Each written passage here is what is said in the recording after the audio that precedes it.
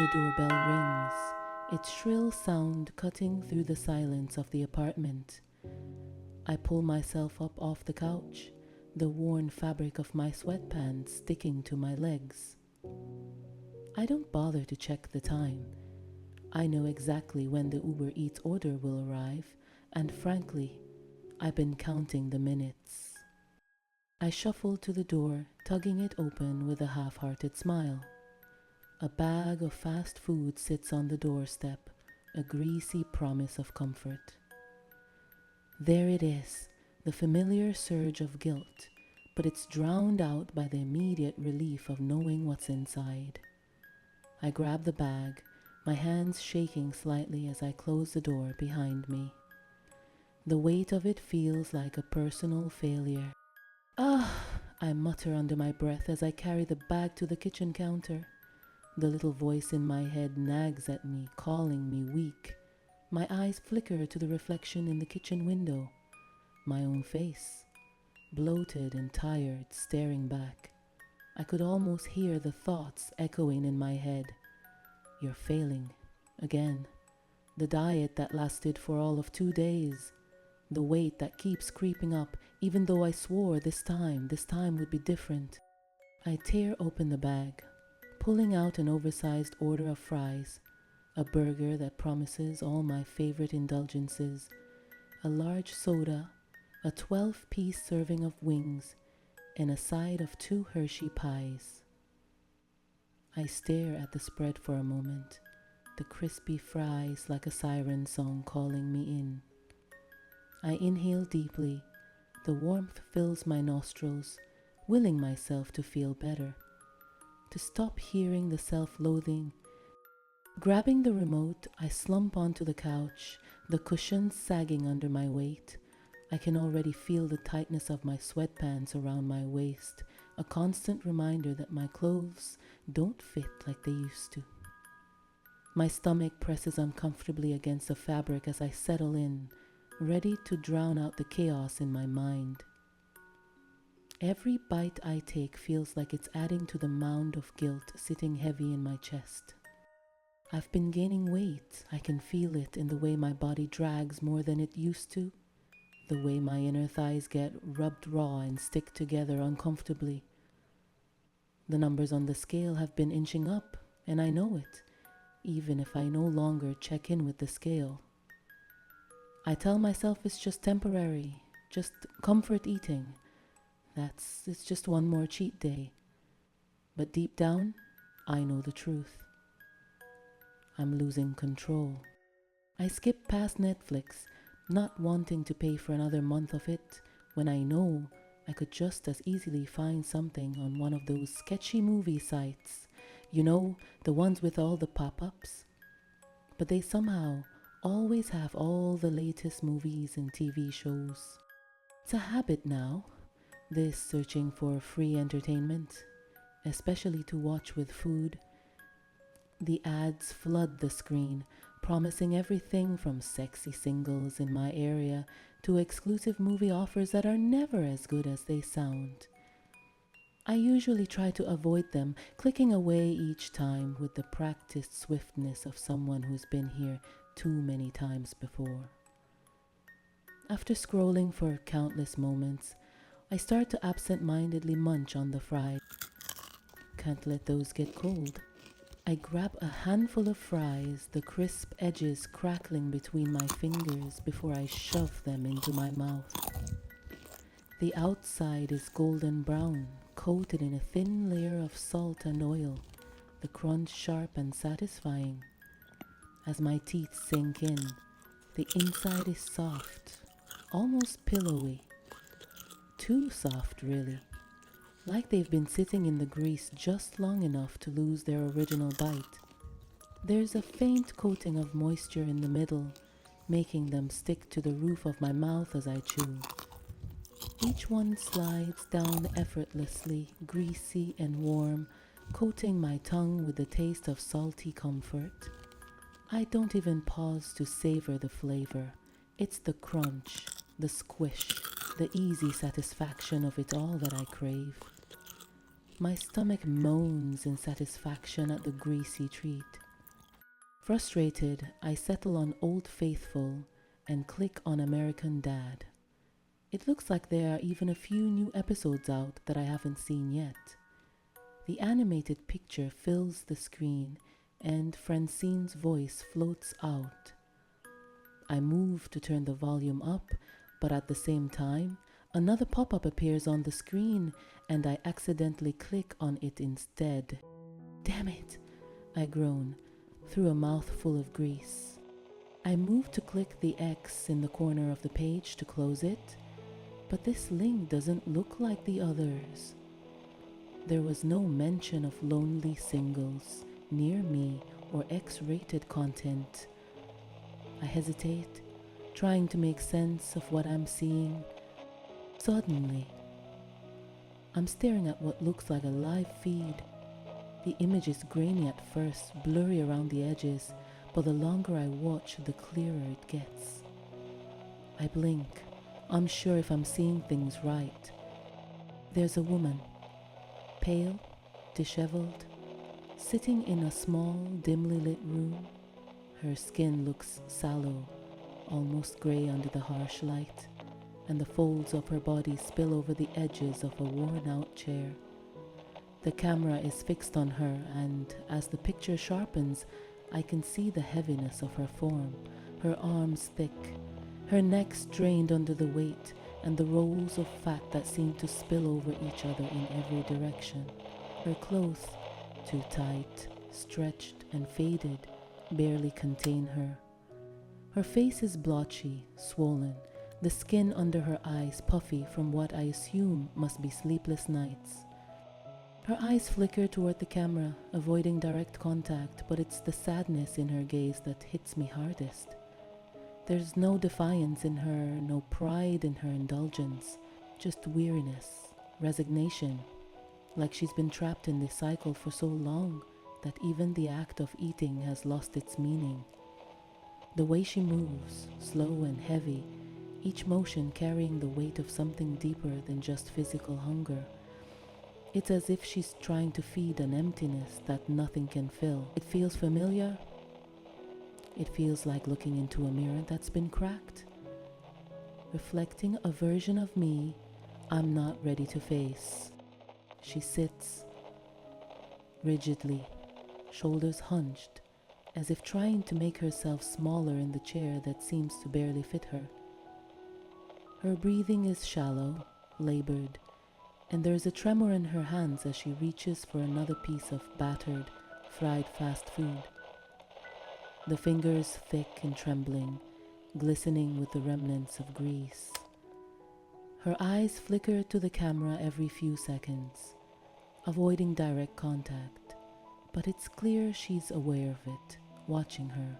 The tension in her body is palpable, as though she's trying to escape something.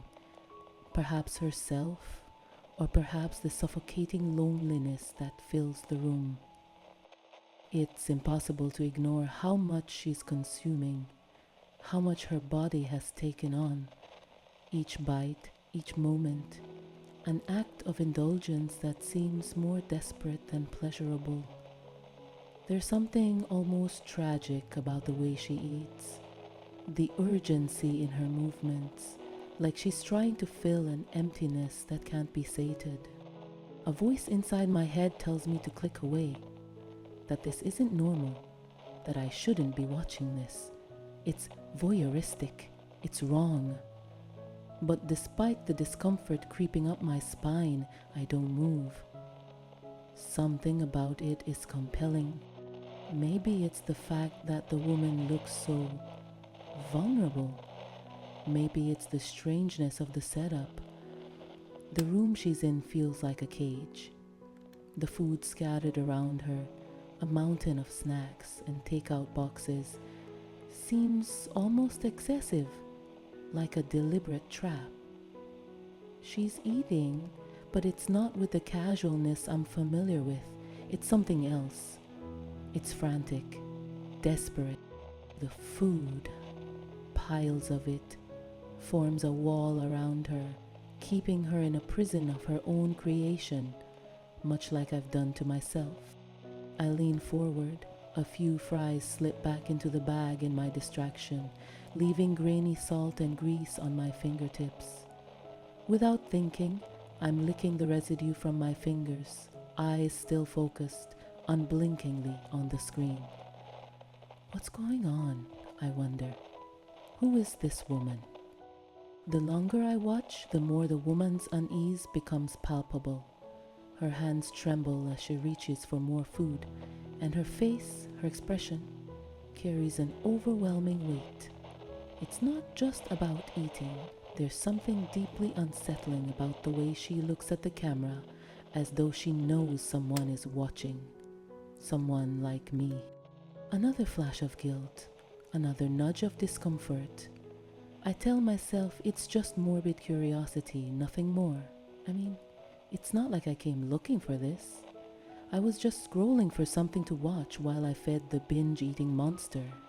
But the woman keeps glancing at the camera, and her isolation is so raw, so real, that I can't look away. It's as if the feed is pulling me in, making me complicit, making me need to know more. For a moment, the room is silent, except for the distant hum of the camera, like it's watching me as much as I'm watching her. The woman's trembling hand pauses mid-reach, as if she's about to stop, but then she snatches another piece of food, the desperation in her eyes unmistakable.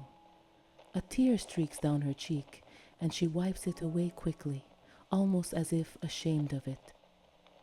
The sight makes my stomach twist with something deeper than guilt, a sense of recognition, of something I've felt but couldn't name. I can't look away. I need to see what happens next. The woman opens her mouth to bite into a sloppy burger, but a loud, mechanical beep interrupts.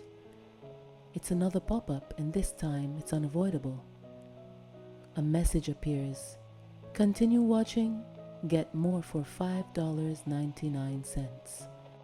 Less than half the price of Netflix, I thought. I freeze, staring at the screen. The feed flickers, offering hints of what's to come. More footage of the woman. More of her sad, strange journey. The same weird pull is there. That inexplicable need to keep watching. I hesitate, only for a moment before clicking yes.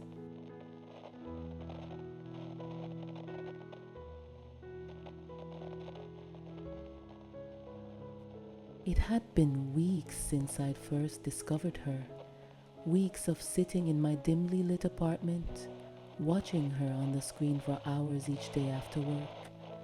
I'd tell myself it was just a passing curiosity, just a way to pass the time. But soon, it became an obsession. I kept watching, the days stretching into weeks, the weeks into months.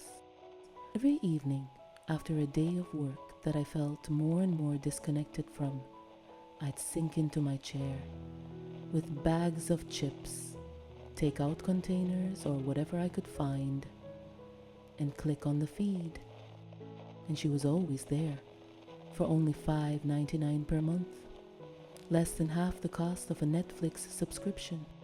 At first, she'd been a curiosity, just a woman in her own little world, eating in front of the camera, almost like she didn't care who was watching. But as the weeks passed, I saw something change in her. Not only did she grow larger, her body bloated with the food she was consuming, and her face became heavier, rounder. Her ears disappeared behind the compounding fat of her widening cheeks. She didn't seem to notice at first, or at least, she didn't seem to care. But eventually I could see it in the way she moved, the effort it took to lift her arms, the way her breathing grew heavier. Her eyes, once mostly blank, now almost always had a certain sadness to them. And the food, always the food. She was drowning in it.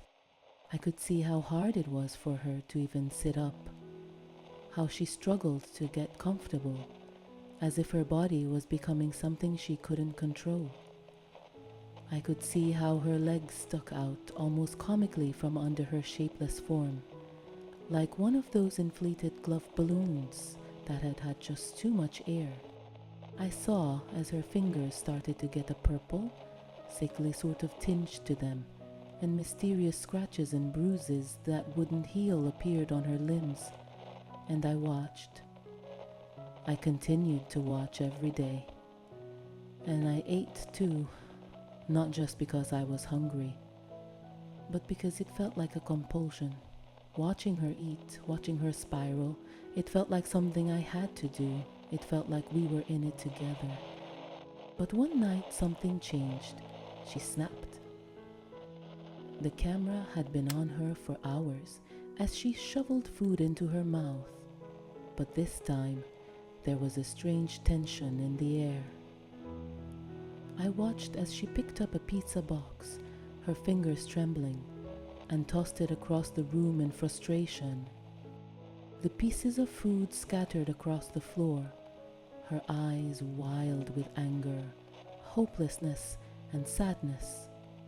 She stared at the mess, her chest heaving, and for a moment, I thought maybe she was going to get up, to clean it up, to keep going, like she always did. But instead, she just sat there, her face twisted in a mixture of shame and fury. She continued to eat from the piles of food surrounding her. It seemed like the more she ate, the more food appeared around her when I tuned in the next day. But this time, by the next day, she had consumed all the food that was set up within her reach, but no more food appeared. This had me puzzled for a moment. She would get angrier as she got hungrier and hungrier, but it almost felt as if she had been abandoned. And that was the first time I ever seriously wondered who was bringing her all the food. Surely she couldn't go out and get it herself. At her size, I highly doubted that she could even go to her front door to pick up a delivery. The feed froze for a moment and I thought it was over. But then I saw her crawl across the floor, sometimes on her belly, sometimes oddly on her sides.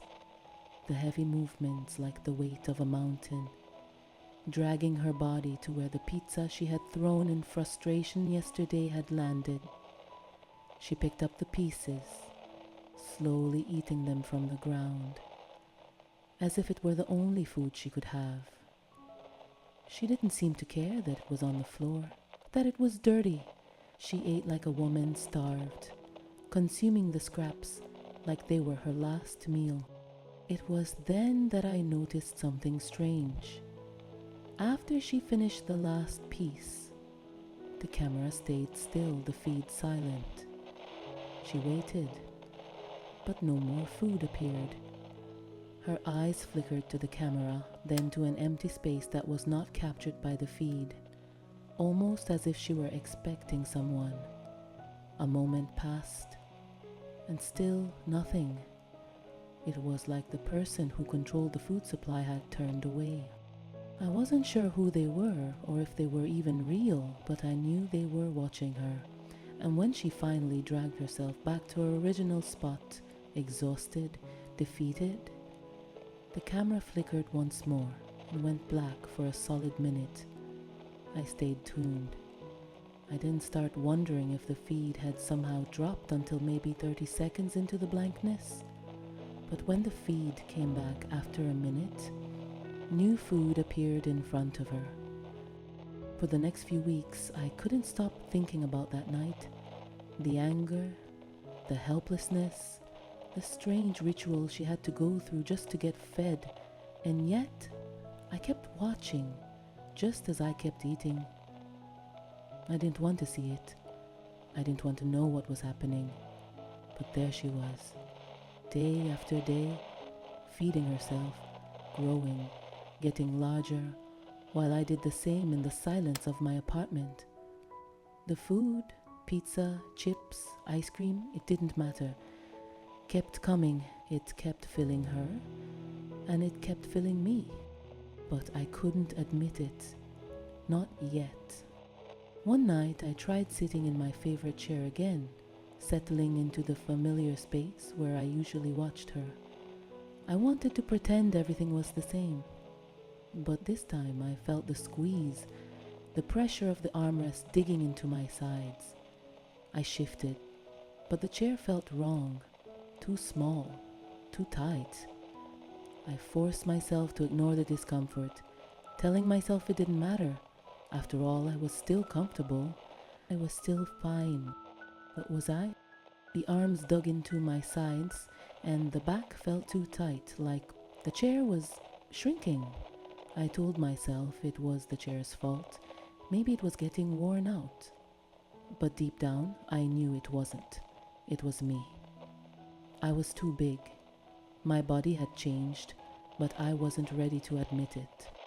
I tried shifting, moving my weight this way and that, trying to fit myself into the space, but it was impossible.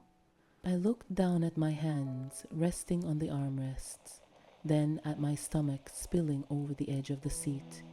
I could barely get comfortable in the one place I'd always felt at ease. I sighed and grabbed the remote. The feed of the woman was still on the screen. Her face, her wide eyes, the barely fierce smile. She was eating again, more than usual, gorging herself on chips and pizza, her belly swollen and bulging with dark veins scattering unusually across her legs. And all the while I kept eating too. I was getting lost in it, both in her and in myself. Maybe it didn't matter if the chair didn't fit anymore. I didn't need to think about that. Not now. The next morning, I tried to go to work. I'd missed a few days already, telling myself I needed time to reset. But today, I was going to make it. I dragged myself from the bed, the sheets clinging to my skin. I hadn't slept well. The moment I reached the bottom of the stairs, I felt my heart race.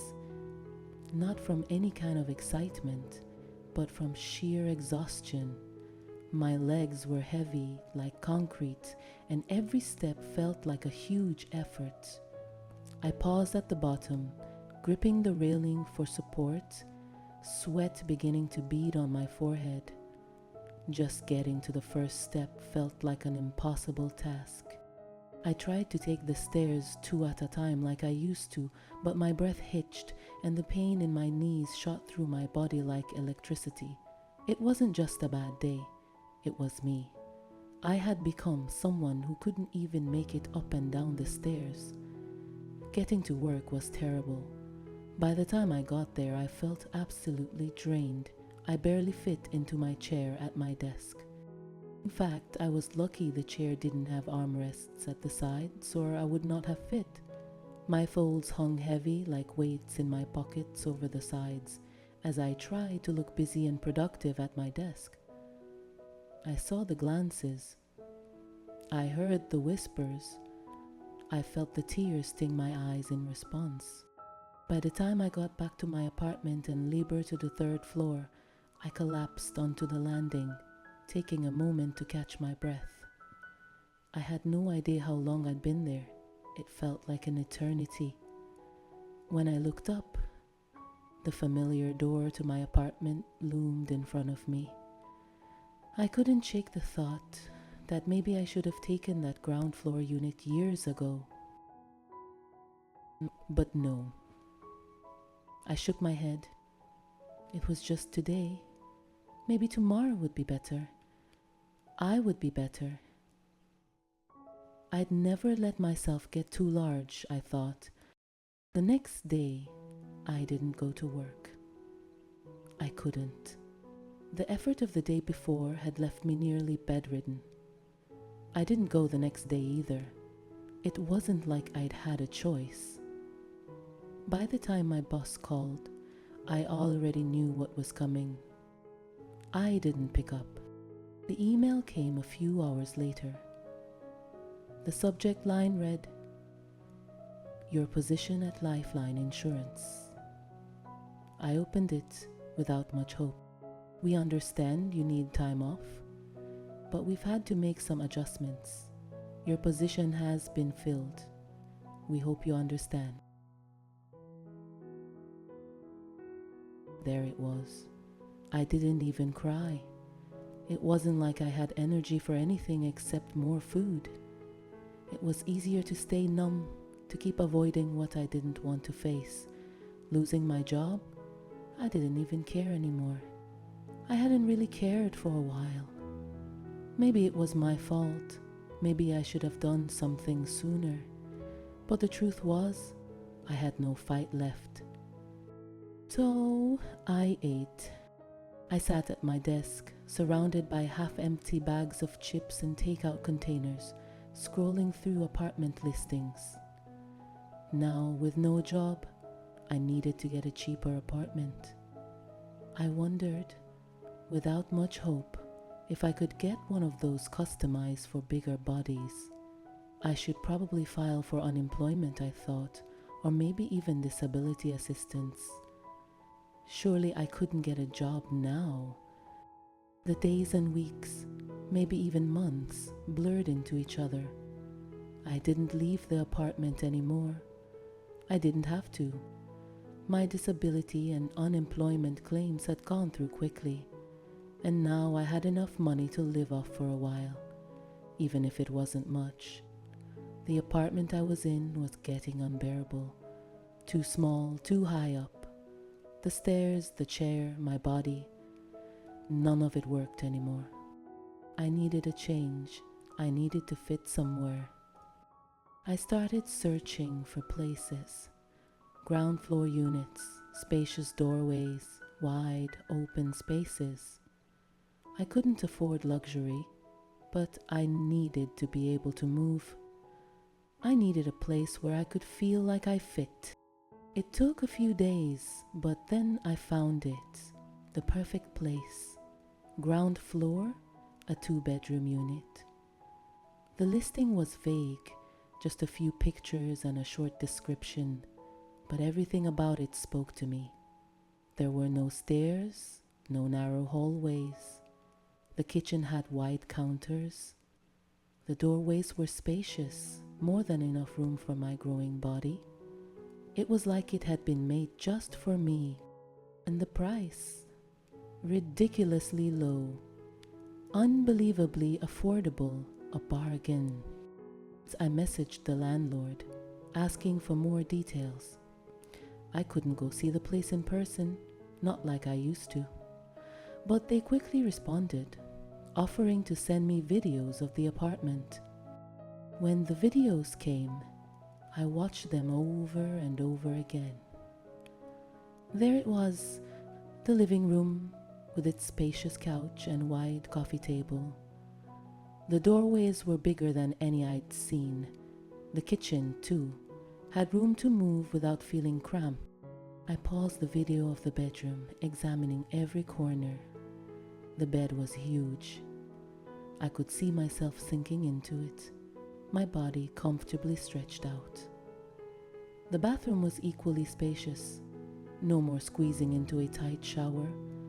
I hated the feeling of constantly touching the bathroom wall and the glass door for the entirety of the shower. There was also a chair in the shower so I could sit. The mirrors seemed to reflect more than just my image.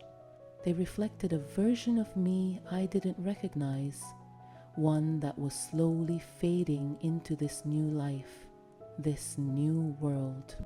It felt like a strange kind of relief, but also something darker. Maybe it was desperation. Maybe it was just me coming to terms with the fact that this was my life now. But even as I watched those videos, a nagging feeling settled in my chest. I was happy, right? No more stairs, no more discomfort. A life that finally fit. But was this really the life I wanted? The screen flickered as it always did when I logged in. The familiar view of the woman filling the frame. She was slouched in her bed, surrounded by the familiar piles of food. empty boxes, wrappers, all of it scattered around her like debris from a storm she couldn't escape. But tonight, something was different. There was a new addition to her room, a CPAP machine. Its tubing snaking across the floor next to her bed. The machine hummed quietly, but in the stillness of the room, it sounded like a warning. The rhythmic pulse of the machine only amplified the quiet, suffocating reality of her condition. She wasn't looking at the camera at first, her eyes vacant as she stared at nothing in particular. The weight of her body seemed to fill the entire frame, her face swollen and heavy with the excess that clung to her like an unwanted companion. Her cheeks were round, so full that her eyes appeared to be sunken in comparison, making her look like a bloated, sad version of herself. I watched in silence, every part of me drawn to her, unable to look away. I didn't even notice that I was eating again, absent-mindedly tearing into another bag of chips, feeling the salt stick to the corners of my lips as her body filled my screen. Her forehead, it was different now. The soft curve of it had disappeared beneath a thick layer of fat that sagged down over her eyebrows, almost as if it were too heavy to be contained. When she moved, it jiggled slightly, like a mass of dough that hadn't fully set, and for the first time, I saw the full toll this had taken on her. How her body seemed to be falling apart, her skin stretched to its limit. Her neck, once barely noticeable, was now completely gone. There was no visible separation between her chin and her shoulders. The fat had folded upon itself, layers upon layers, until she was nothing more than a mass of flesh, suffocating in her own skin. She reached for her food, her hands trembling. The camera followed her slow movements, zooming in on the struggle it took for her to lift a pizza slice to her mouth. Her breath was labored, wheezing as she inhaled through her nose, the soft whir of the CPAP machine almost drowned out by the wet sound of her breathing. And then, suddenly, she broke. A soft sob escaped her lips, and before I knew it, she was crying openly, the tears falling freely down her bloated cheeks. Her hands dropped the food onto her lap, and she wiped her face with the back of her hand, the motion slow, like she didn't have the energy to even bother with it. I can't keep doing this. Her voice was a muffled whisper, thick with emotion. I can't breathe. I just want to stop. The words hit me harder than I expected. I had been so focused on her weight, on the endless eating, the familiar spiraling cycle. But now it was clear. She wasn't just physically trapped by her size. She was trapped inside herself, suffocating under the weight of it all. She sat there for a moment, staring at the food she'd dropped, as if she couldn't decide whether to eat or cry. And then, almost mechanically, she reached for the discarded pieces, lifting them to her mouth one by one, eating as though it were her only way to fill the emptiness that had taken over her.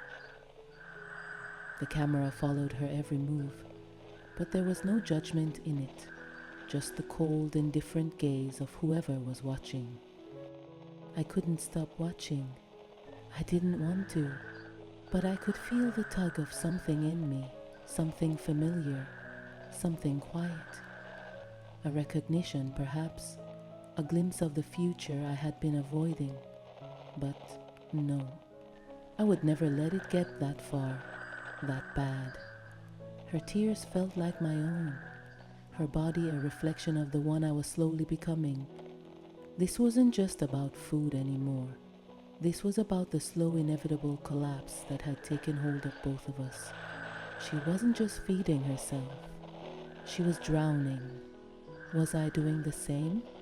The thought hit me with a force I wasn't ready for, and I quickly closed the feed, feeling the familiar weight in my chest. I sat there for a moment, the sound of my own breath heavy in the silence of the room. But it wasn't enough to stop me.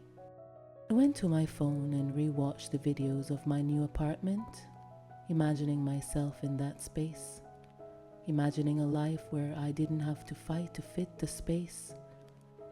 I was moving in tomorrow, everything was e-signed and sent back via email, and my deposit was paid. I only have to wait for the movers tomorrow. Maybe this would be the place where I could stop pretending. Moving day came and went with just the expected amount of hassle. The apartment was everything that I needed and more. Wide open spaces, large doorways, couches and chairs that didn't make me feel guilty sitting on them. I felt normal.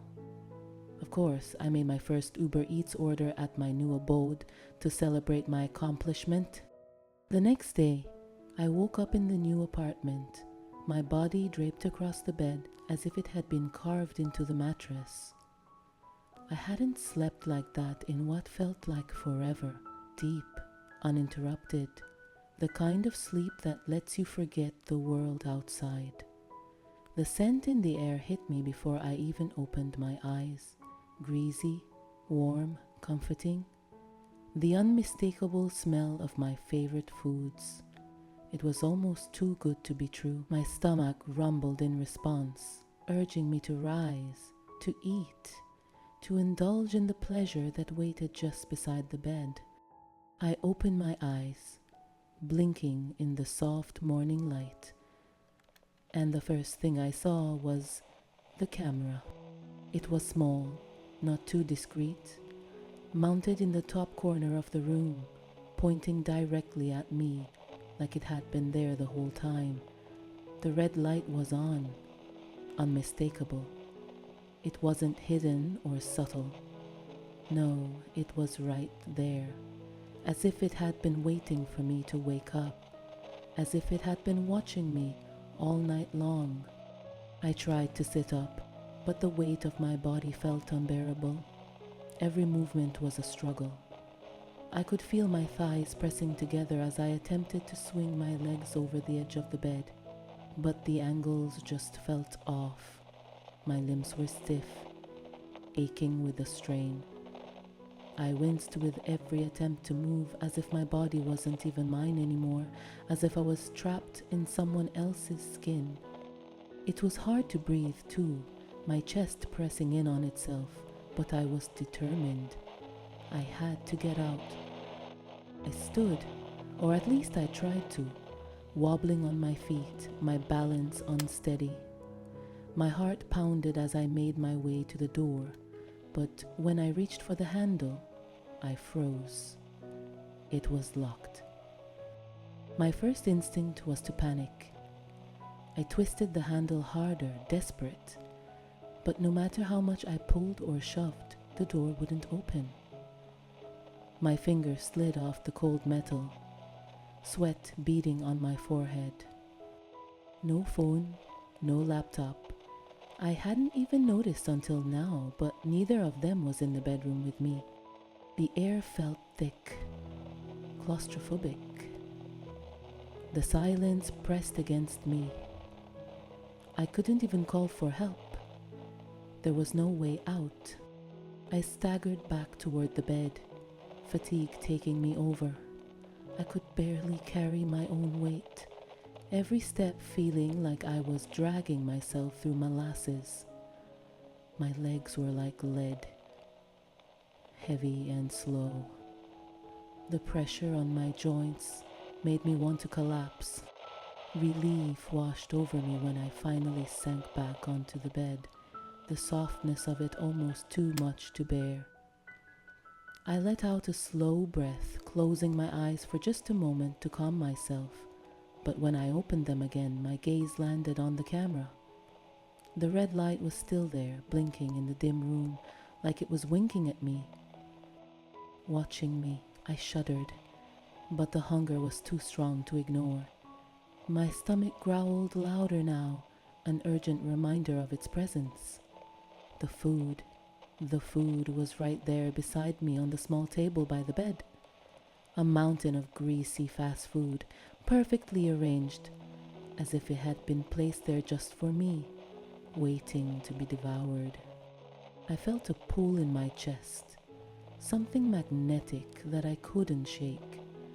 It was all so close, so easy, a few inches, just within reach. I should just have something to eat to gather my strength, I convinced myself. I couldn't resist. I reached out, my fingers trembling as they brushed against the bag of fries, the warm paper crinkling under my touch.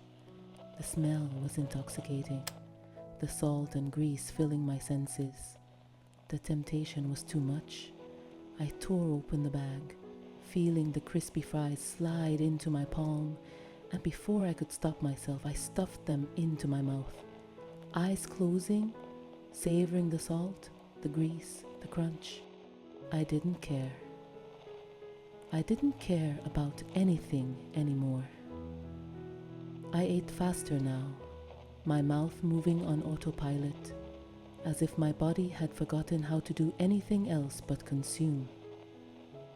The camera watched, the red light unwavering, steady. They were watching me now, and I was eating.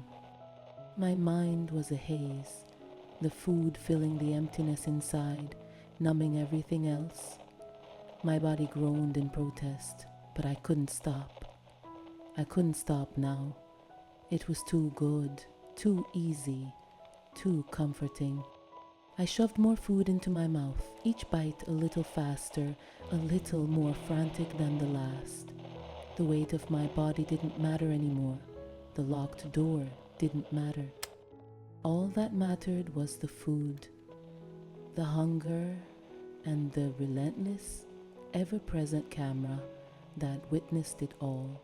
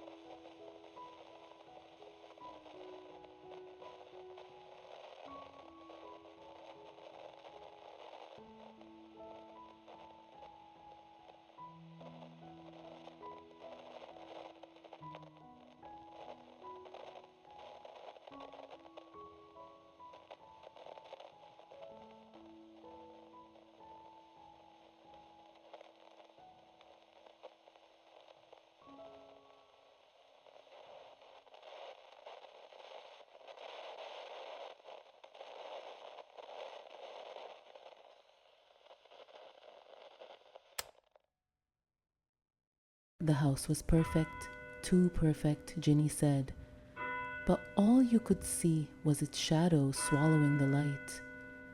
Marge, your cheery real estate agent, waved you through the foyer like she was welcoming you to a prize you hadn't yet won. Isn't it, darling? She beamed. The original molding, the bay windows, and wait till you see the nursery. Nursery. The word lodged in your throat like dust. You loved Ginny, you did, but you hadn't quite adjusted to the idea of becoming a father, especially not here, in this place that felt like it had been waiting for you. Ginny's eyes sparkled as she walked ahead, brushing her hand over the staircase railing. A flicker of something passed through her expression, like she was remembering something she hadn't lived. Do you feel that? She asked. It feels right. You felt it too, but not like she did. The air was still, too still, and the whole place smelled like lilacs and mothballs. Margie's heels clacked against the hard wood. It's been empty for a while, but it's structurally sound. The last family left a few things. The nursery was upstairs. Sunlight streamed in, unnaturally bright. A pale blue crib sat in the corner, rocking ever so slightly, though no window was open. A faded mobile spun in slow, soundless circles. Your fingers tingled when you stepped over the threshold. Ginny went to the crib and placed her hand on the edge. Her expression changed, glassy-eyed, serene. She hummed a lullaby you didn't recognize. "Where'd you learn that?" you'd asked. She blinked, confused. I don't know, just popped into my head." Marge lingered in the hallway, staring at a framed photo on the wall. When you glanced at it, it was empty, just wallpaper. She gave you a smile that was all teeth and no eyes. That night, Jeannie insisted you sleep there, just to get a feel for it, she said. You lay awake on the mattress you'd thrown on the floor of the main bedroom. She snored softly beside you. But the house wasn't asleep. It breathed. It listened. In the hallway, you heard a soft creak. Then another. You got up. The rocking chair in the nursery moved, slow and steady. "Ginny?" You whispered, but she was still in bed. Alone. You reached for the light switch, but the bulb buzzed and popped. Darkness fell over you like a wet sheet. When morning came, Ginny was already up, smiling in the kitchen, hair braided the way she used to in college. She looked younger. "I made pancakes," she said. You stared at the table. There were 3 plates. "Why 3? She smiled. Not at you, but over your shoulder. "For the baby, silly. She's starving." You turned, heart clawing at your ribs. No one was there. The baby hadn't come yet. Ginny was still pregnant. But the high chair, where did that come from? It rocked gently, as if recently vacated. The house had chosen you, you thought. Or maybe just her. She reached out and touched your hand. Her skin was cold. "Welcome home," she said. "So, you eventually gave in to Ginny and you took the house. This house wasn't just old. It remembered. It held on to secrets, to shadows. It was the kind of place where time twisted and the past lingered just out of reach, like a half-remembered dream. But to a young couple expecting their first child, it seemed perfect. When baby Andy arrived, the house changed, or maybe it had just been waiting. At night, Andy would cry relentlessly, inconsolable, staring into corners of the room where there was nothing. Nothing you could see, anyway. Jenny hated it, said it gave her the creeps. You dismissed it, tried to keep things grounded. Babies cry, you told her. But deep down, you felt it too. Something wasn't right. You decided to focus on bringing warmth into the space. Life. So you bought plants. Lush, green ones. You and Ginny picked them out together, choosing hardy varieties that needed minimal care. You placed them in sunny windowsills, on coffee tables, in corners that felt too empty. But within days, the plants began to die. Not just wilt, but wither, from the inside out, as if something unseen was draining them. The leaves shriveled and browned, curling in on themselves like they were gasping. The soil dried and cracked even though you kept it watered. Soon every pot looked like a miniature grave. The air grew heavy, thick with the rotting scent of decomposing life. The vibrant greens faded to brittle grays. The houseplants, meant to bring joy, now resembled something out of a horror film, gnarled, skeletal remnants of what once lived. I tried everything. Different plants, different methods, but nothing survived except the ones already on the patio when you moved in. It didn't make sense. You weren't new to this. You'd been gardening since you were a child, had a green thumb before you even knew what that meant. This wasn't just failure, it was sabotage.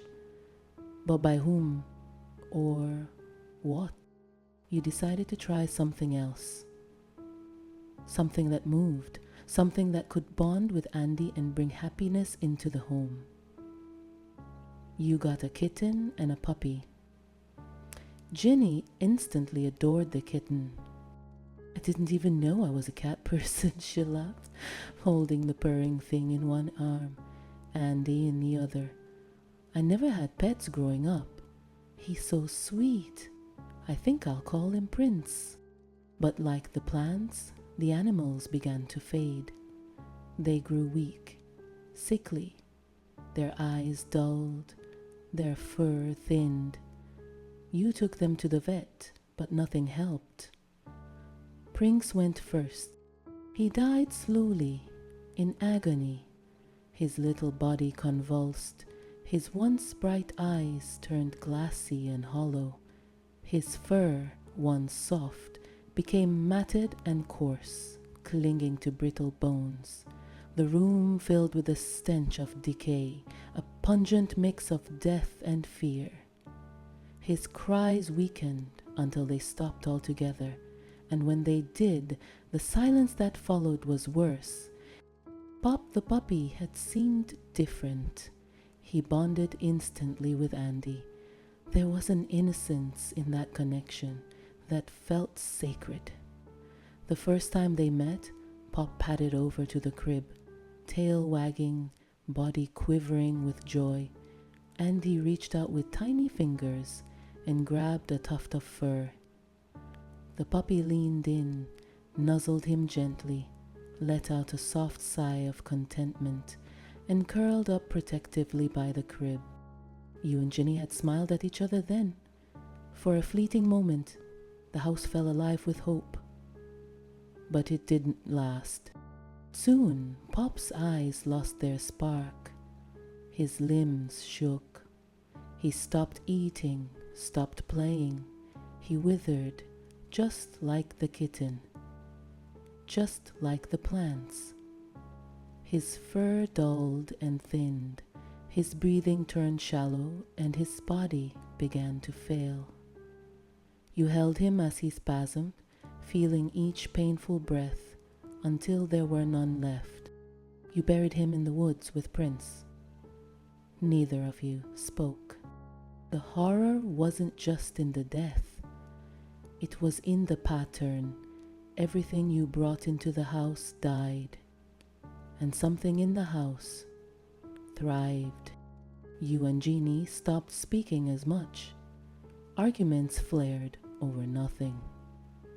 Every glance felt like a challenge, but disturbingly you realized something else. After each death, there was calm. When the plants died, you and Ginny had a peaceful evening. When Prince passed, you shared dinner without a single complaint. After Pop, there were nearly 4 days of bliss. Laughing, talking, touching. It was unnatural.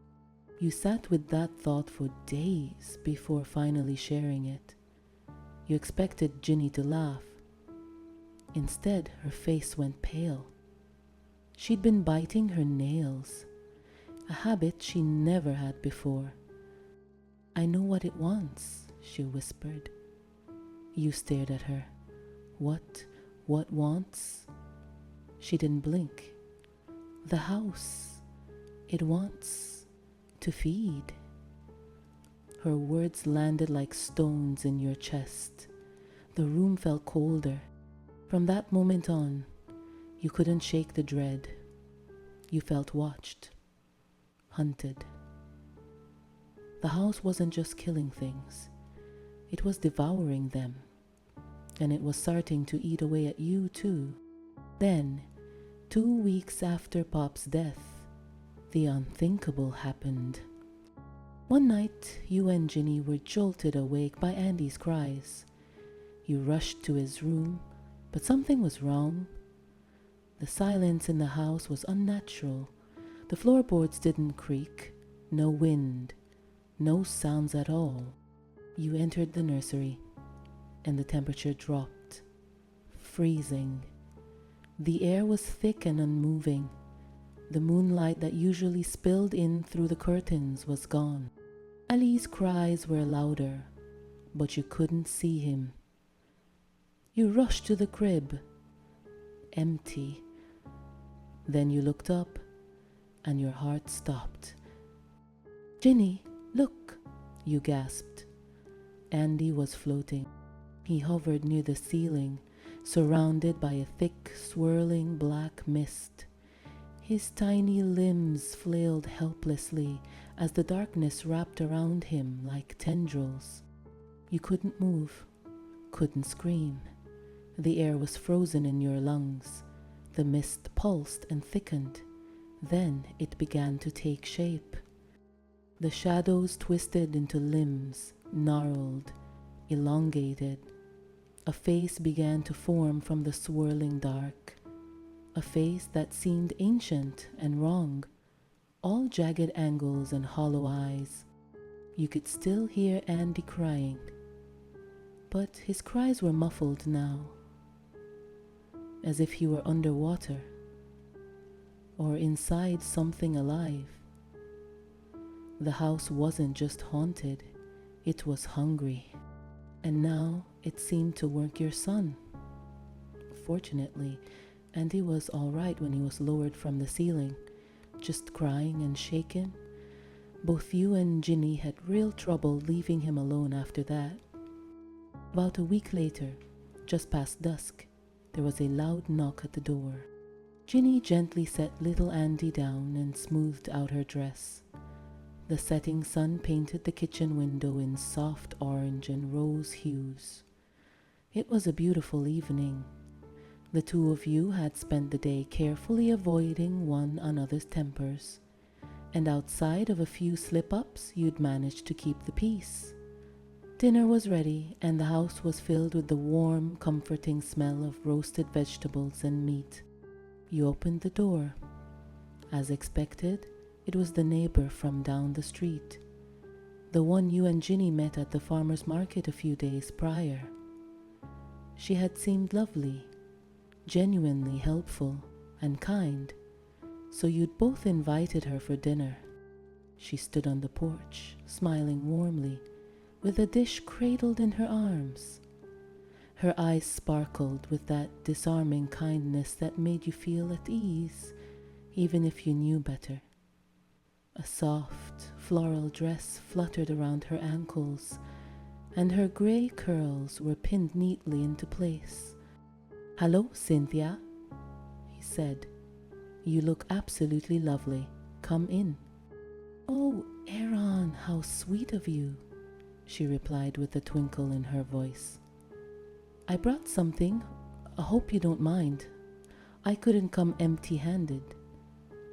She handed over the potato salad, and it smelled divine. Inside, Cynthia admired the house as she walked in, complimenting the decor, the cozy touches, and the warmth. She made herself at home effortlessly. Dinner was cheerful, pleasant even. Cynthia doted on Andy, cooing and making faces, offering her nanny services anytime you and Ginny might need them. She spoke about how times had changed, how having a baby didn't mean giving up your life or your career. "I'm happy to help with little Andy whenever you need," she said with a wink. "I just love children." She was charming, sweet even. After dinner, The three of you settled in for a round of drinks and a game of cards. Laughter filled the living room. "Uh-oh," Cynthia said suddenly. You and Jenny glanced at her, momentarily worried, but she only waved a hand and chuckled. "Just a quick bathroom break. Where is it?" Jenny stood and gestured down the hall. "This way," she said politely. As Ginny led her toward the guest bathroom, you exchanged a knowing glance. Once Cynthia stepped inside, Ginny quietly turned the key and locked the door from the outside. Then she returned to the living room, and the two of you sat in silence, your nerves stretched tight. After a few minutes, the rattling began. Cynthia was finished in the bathroom and trying to open the door. "Ginny, Aaron," she called, confused. "Silly me. I must have locked myself in. These old houses," she laughed. Neither of you answered. "Hello? Ginny? Aaron?" Her voice grew sharper, more urgent. Panic crept in. You picked up Andy and quietly made your way upstairs. For a while, you listened. Cynthia screamed, then whimpered, then begged. You both sat in the dark, trying not to react. You'd done your part. The rest was up to the house. Eventually, silence fell. You went to the bathroom and slowly unlocked the door. As it creaked open, a wave of unnatural cold air hit you. Cynthia was slumped against the wall, eyes and mouth agape, unmoving. "Oh my God," you whispered. Her body looked mummified, shriveled, dried out like a husk. Her skin was papery and clung tightly to her bones. Her floral dress hung off her like rags, and her face was frozen in a grotesque expression of horror. Her cheeks were hollow, her eyes wide and sunken. It was as if she'd aged decades in the span of a few minutes. Even Ginny, usually composed, let out a scream and braced herself against the wall.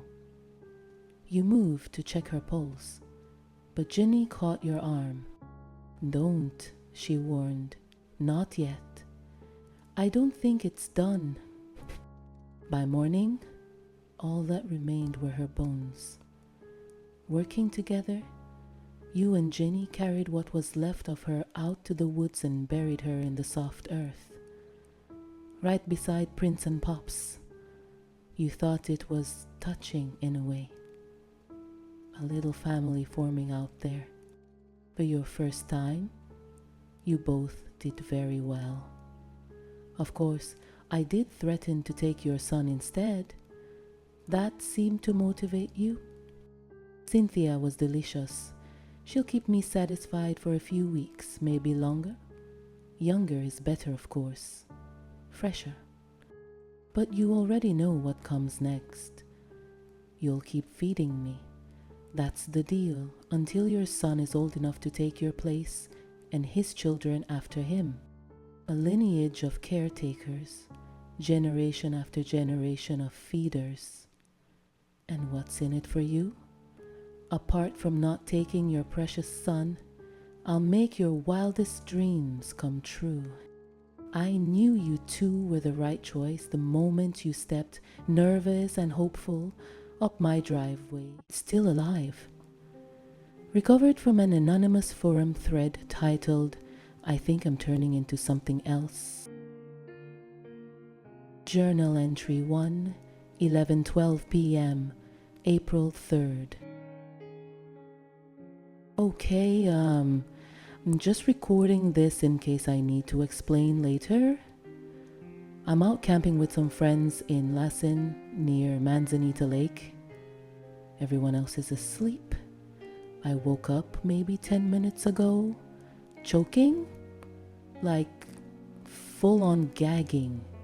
Something was in my throat. I think I swallowed something. Not food, not spit. It moved, like squirmed. I coughed until I couldn't breathe, and then it was gone. I'm trying not to freak out, just documenting it in case. Maybe I'll laugh at this tomorrow. Audio log, April 4th, 8:26 p.m. I didn't laugh. I didn't sleep. I can't stop thinking about it. It felt like a cockroach, that skittering texture when it passed down my throat. Dry and panicked. My chest feels tight now. Maybe psychosomatic, but maybe not. Tried to tell Sam and Eli, but they joked about it. Guess you're gonna poop out a survivor. Ha ha! I'm not laughing. Journal entry 2, 1:02 a.m. April 6th. Something's wrong. I keep feeling it. Scratching. Inside. I lie still at night, and it's like I can feel it exploring, like it's trying to figure out how to escape. I puked yesterday, but nothing came out. I haven't gone to the doctor yet. I know they'll just give me a pamphlet on anxiety, or worse, say there's nothing there. Audio log, April 8th, 5:41 p.m. Started browsing deeper forums. Not Reddit, the weird stuff. Found a board called Guts and Guests. Most of it is shitposts and LARPing, but someone there, Bug Theory X, asked me where I was camping. I told him. He replied, "Not there, oh God. If it's Latin, it's not just a roach. Get out. You need to isolate. They grow faster when you're scared." I hit refresh, the post is gone, so is his account. I'm scared. Journal entry 3:15 a.m. April 9th. My skin is peeling.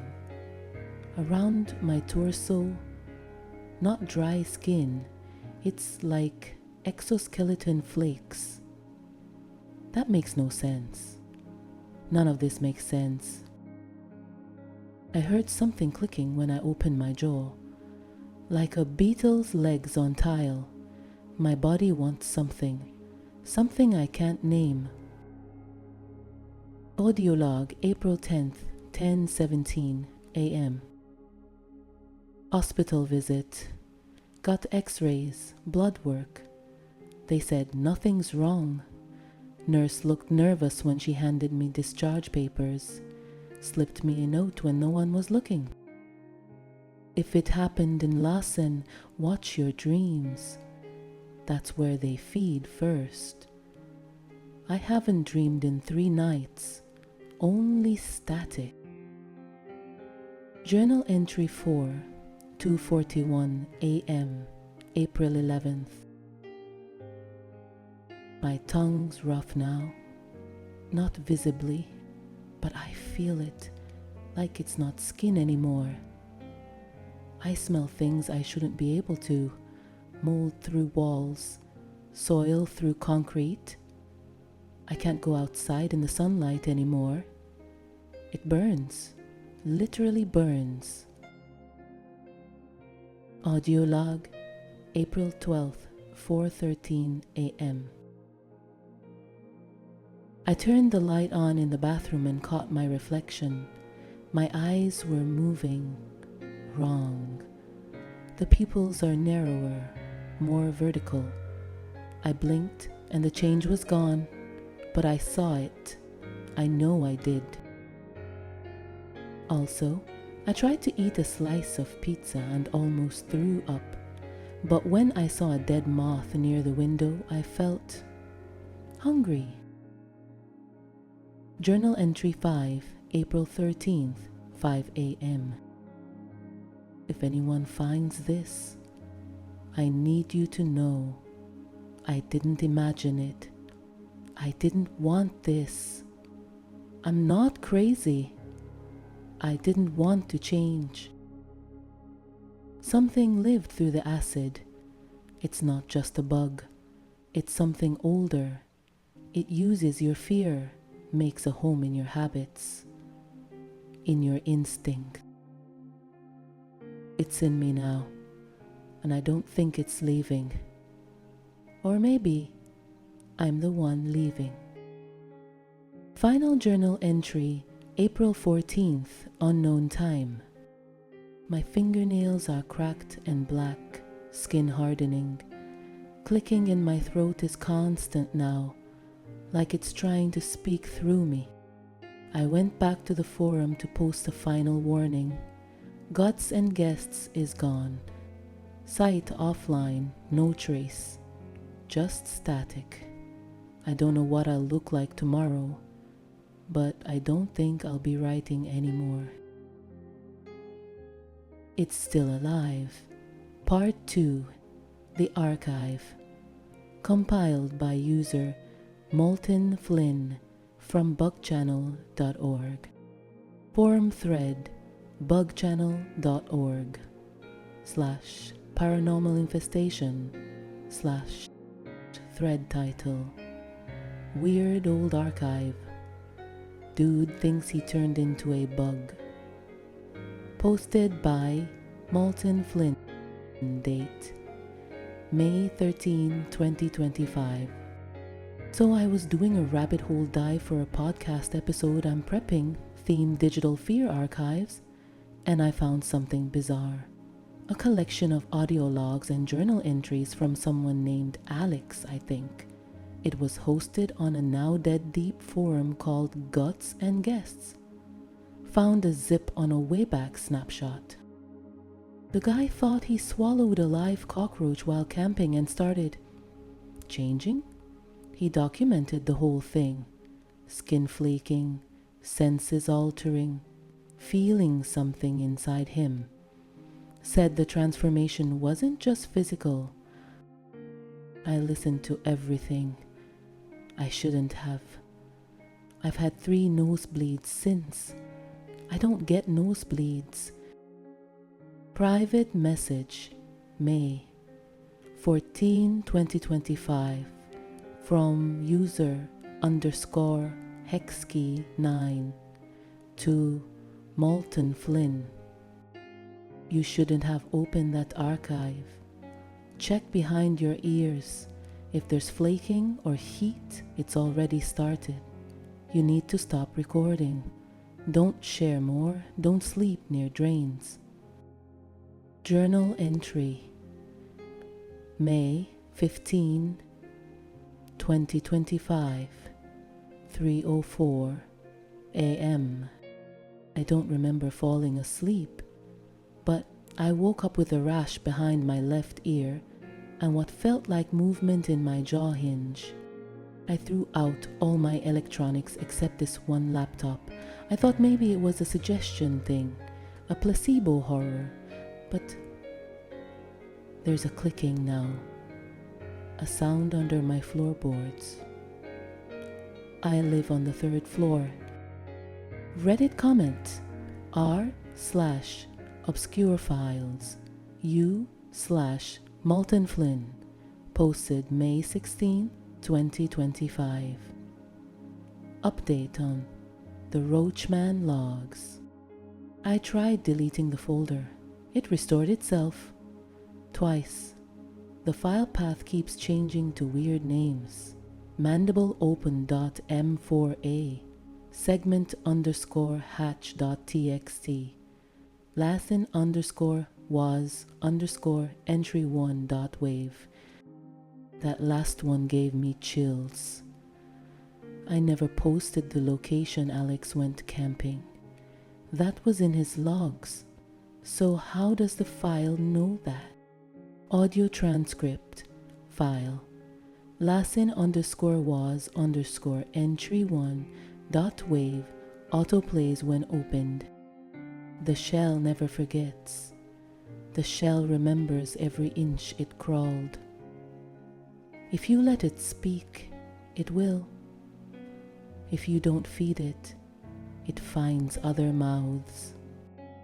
DM log, Twitter/X, from @MoltonFlynn to @InsectDreaming. Hey, you posted about roach-borne parasitic cognition a while back. Any idea what the Guts and Guess site actually was? Just found logs that freaked me out. I think something might have followed me from it. Reply @InsectDreaming. Account since deleted. It's not a site. It's a hatchery. Don't let it make you dream in clicks. Final journal entry. May 17th, 2025. Timestamp corrupted. Every mirror shows me differently now. Sometimes I have eyes like fractured lenses. Sometimes I see antennae twitching just out of frame. I scratched behind my ear until something popped. It wasn't blood that came out. There's a second voice now in my recordings, low and raspy. I don't remember speaking it, but it sounds like me through chitin. If you're reading this, don't open the archive. Don't repost it. If you hear clicking in your own voice, it's already too late. It's Still Alive, Part 3, Field Report from Lassen. I've read enough ghost stories to know I'm not supposed to be doing this. But I'm not a fool with a flashlight and a Ouija board. I'm a field biologist. My specialty is entomology, insects, particularly roaches. That's why I can ignore it when I stumbled across the so-called Roachman archive on a digital occult forum. I assumed it was fiction. I did. But the logs, those audio files, the journal entries, the metadata on the folders, they were sophisticated. The behavioral changes described, oddly consistent with certain parasitic and eusocial patterns, the kind seen in parasitic wasps and zombie fungus ants. But applied to humans? No. Absurd. Except 2 individuals connected to the logs, Alex, and the second one, some podcaster using the alias Molten Flynn, had no further digital footprint after their last posts, no online banking activity, no pings from phones. One of them lived in Oakland. I visited the address. Mail was stacked up. The apartment smelled like vinegar and old paper. No one answered. A neighbor said she hadn't seen him in weeks, and both of them referenced Lassen, specifically camping near Manzanita Creek. I know the area. I've surveyed beetle populations near there. The forest is old, tangled. There are spots where even GPS loses signal for hours. That's where I am now. I brought all the right tools. Soil sampling kits, specimen jars, ethanol preservative, trail cams, my satellite phone. I also brought a 9mm. I don't usually need that for beetles. It's been 4 days. Every night, I hear them, not like normal cicada or cricket rhythms. I know those like the back of my hand. No, this is different. Clicking, almost like teeth tapping in patterns.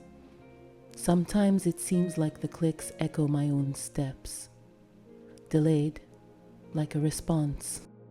I set up infrared cams near a small ravine that showed signs of burrowing. Dirt displaced, old leaf litter unnaturally layered. On the first night, I caught motion. Not an animal, a shape. 6 limbs, upright. It moved low and fast, almost folding in half when it ran. The camera glitched right as it passed. I checked the footage 6 times, frame by frame. I tried to scrub the file for corruption. Then the file renamed itself. Dr_Ellis_listens. I didn't do that. This morning, I found something that shook me. Under a thick patch of brambles, about 60 meters from my base camp, I found chitin, not exoskeleton from molting, not like any modern roach I have ever studied. It was layered like armor, nearly the size of my forearm. Faint signs of segmentation. And it looked fused to something organic, flesh, human. I think someone tried to dig a hole here. It collapsed. There were broken branches laid over it badly. I found a scrap of what might have been a shirt. I recognized part of a logo, a bug with headphones, Molten Flynn. I should have left, but that would have meant accepting something larger, something I'm not ready to face. So I stayed. One more night. The clicking didn't come from the woods this time. It came from the trees themselves, high up, like something moving above me. When I shone my flashlight, I saw bark peeling off in long, curling strips, and beneath it, what looked like hundreds of small black legs, twitching in sync. They vanished before I could get my camera. I vomited. The sound that came from me wasn't just retching. It was layered, like a low, dry rasp behind my own voice. I know what some roach species do when threatened. They secrete a warning pheromone, a stench that says, "Stay away. This is mine." I think I did that. Tomorrow I leave. I have to. I've collected samples, preserved the chitin. I even found an egg sac.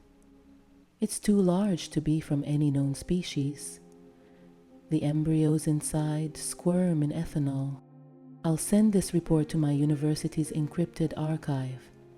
If you're reading this, I want one thing to be clear.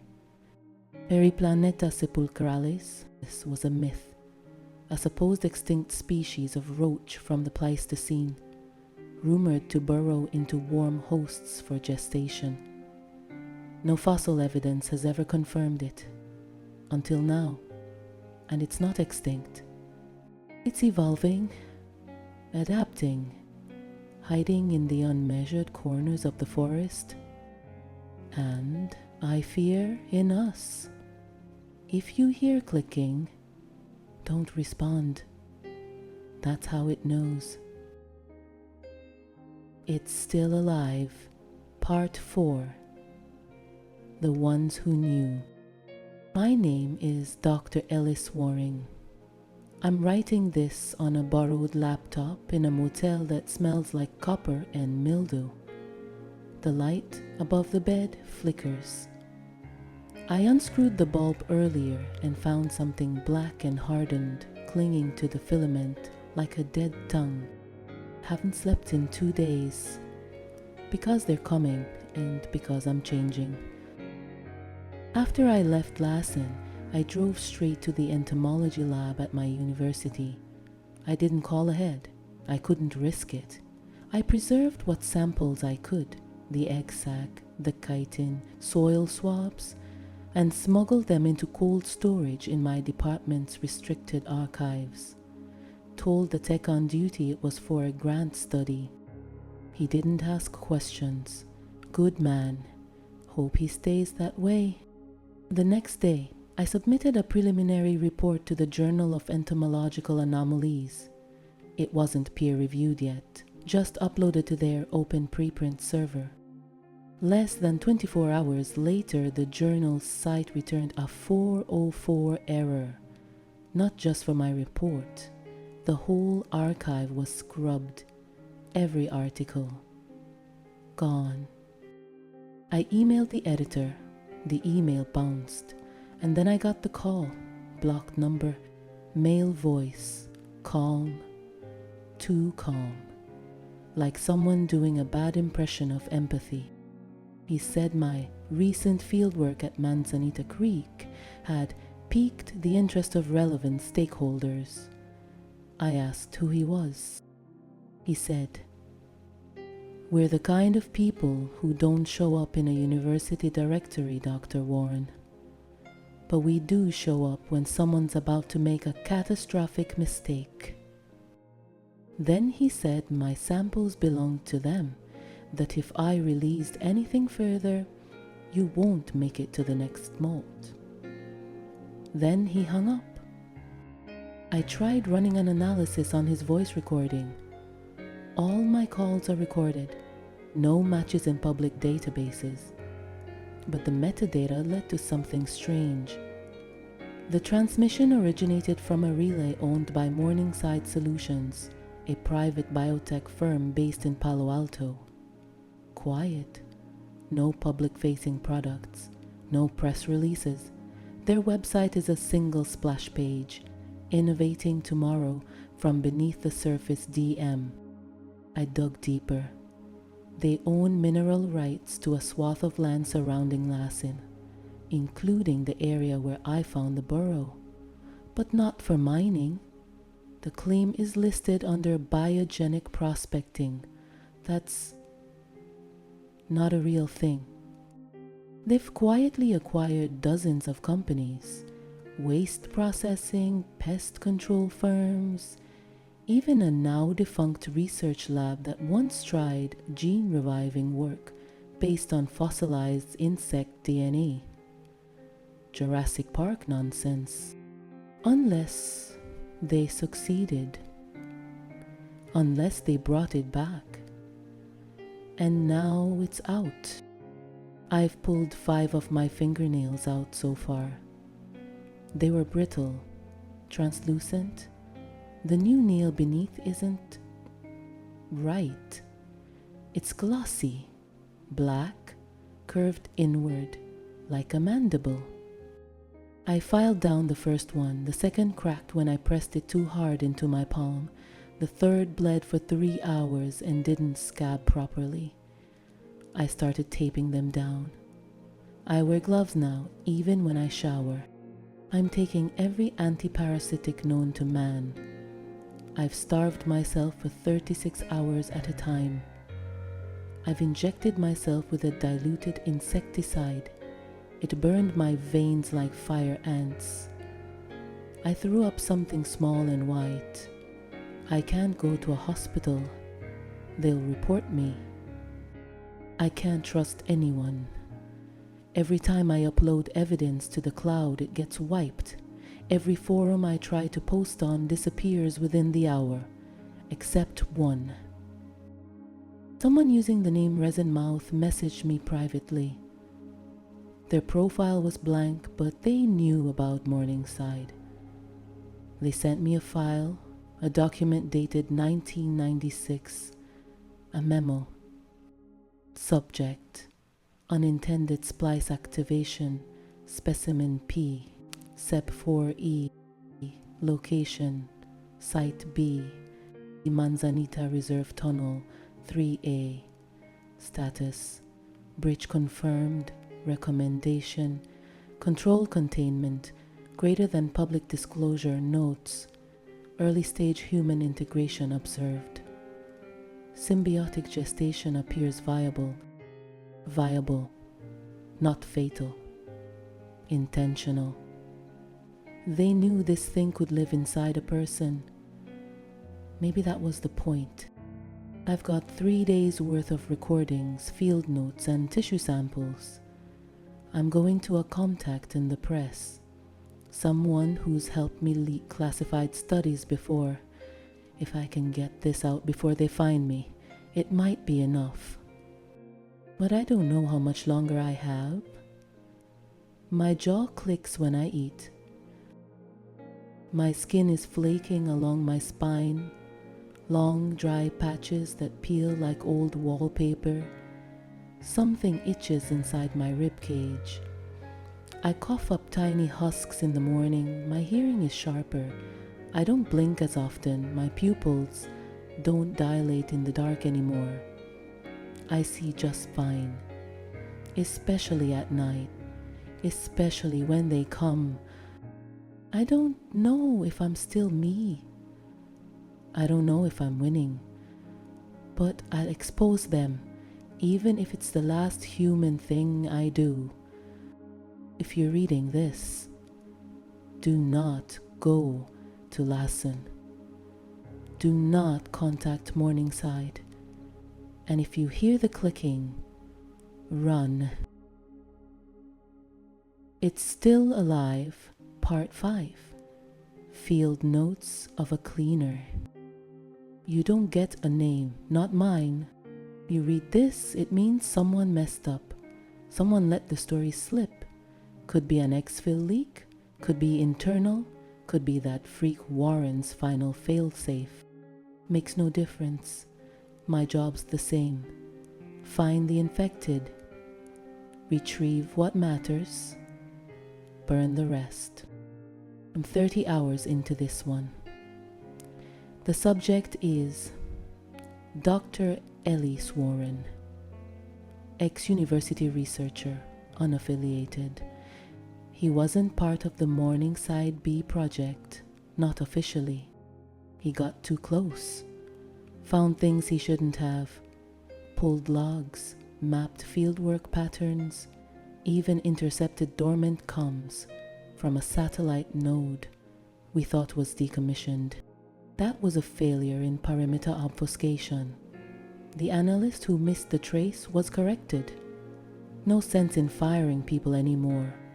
Terminations mean something else these days. Warren broke containment, took samples, tried to publish. Now he's in holding Sector 3, Site Tau, deep under the main facility. Not public facing, not on maps. Temperature kept at 87 degrees Fahrenheit. Lights tuned to dust spectrum. We keep them comfortable, up to a point.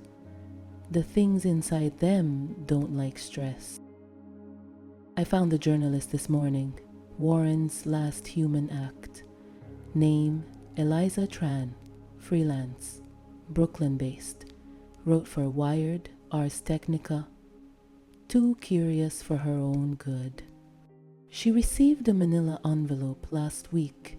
Return address scrubbed.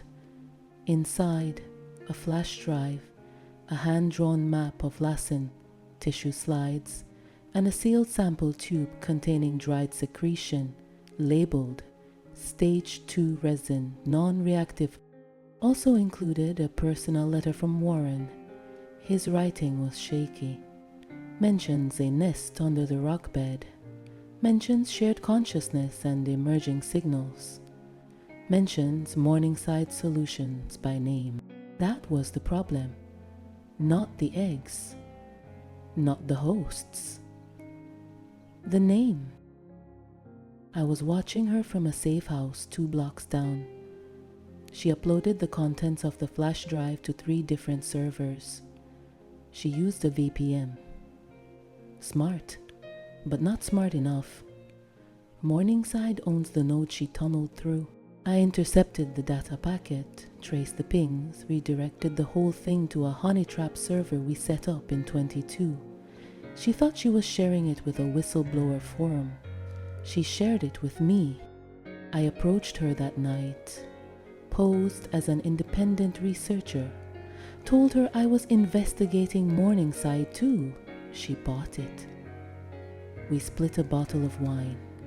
She was careful but passionate, talked too much, said she couldn't sleep, said she'd been hearing tapping in the walls, said she scratched her arm until it bled and found something underneath. Something hard, something with ridges. She showed me. She was already infected. That makes 6 confirmed now. Warren, Eliza, the 3 hikers from the trail video, and the podcaster, all housed in holding sector 3, monitored 24/7. Neural mapping indicates phase 3 on set. What's phase 3? Asked the thing living under Dr. Warren's ribcage.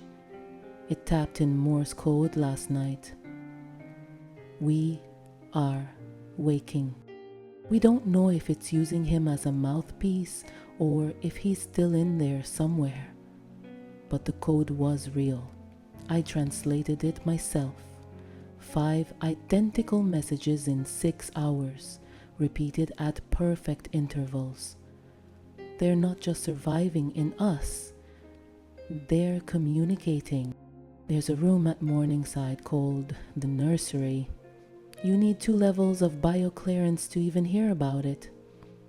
I've only been inside once. Rows of containment tanks, sealed glass chambers, fluorescent light filtered through amber lenses.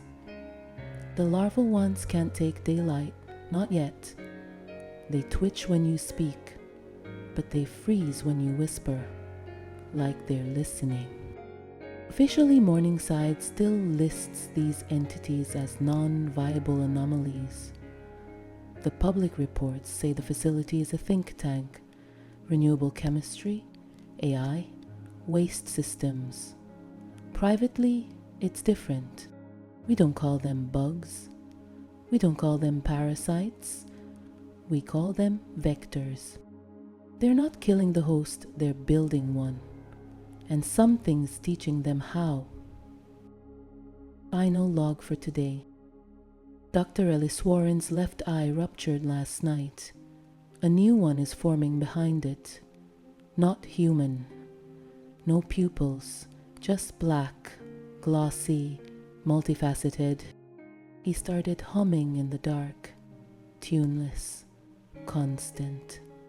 We're testing the frequency. It made one of the junior techs throw up. Another started bleeding from his ears. I have requested a full lockdown of Sector 3. We were too late to stop the infection, but maybe we can still control the message. If this file reaches the outside, consider this your first and only warning. There's more than one way for a species to conquer a planet. Sometimes they don't need ships. Sometimes all they need is a body.